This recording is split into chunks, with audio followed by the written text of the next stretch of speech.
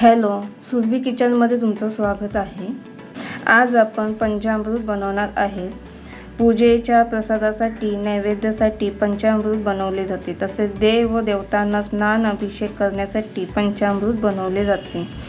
बाप्पाला श्रीकृष्णाला हे पंचामृत खूप आवडते। त्याचे आपण साहित्य बघूया। पंचामृत बनवण्यासाठी दही, तूप, मध, तुळशीची पाने, साखर, दूध घेतले आहे।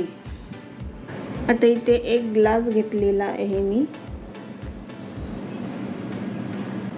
8 चमचे दही टाकायचं आहे।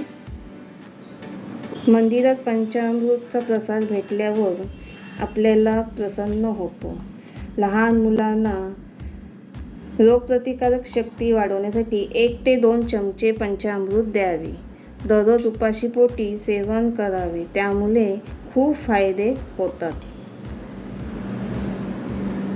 आता इथे आपले दही 8 चमचे झालेले आहे टाकून। 16 चमचे दूध टाकून घेणार आहोत।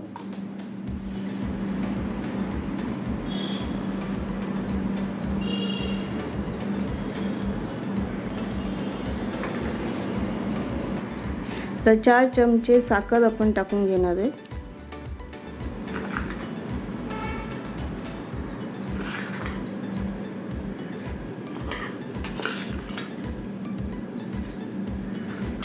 आता इथे 1 चमच मध टाकून घेणार आहोत।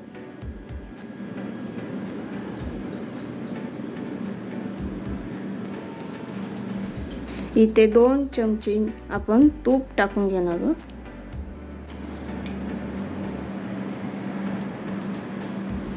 आता हे सर्व मिश्रण मिक्स करून घ्यायचं आहे। पंचामृत 5 घटकांपासून बनवलं जाते।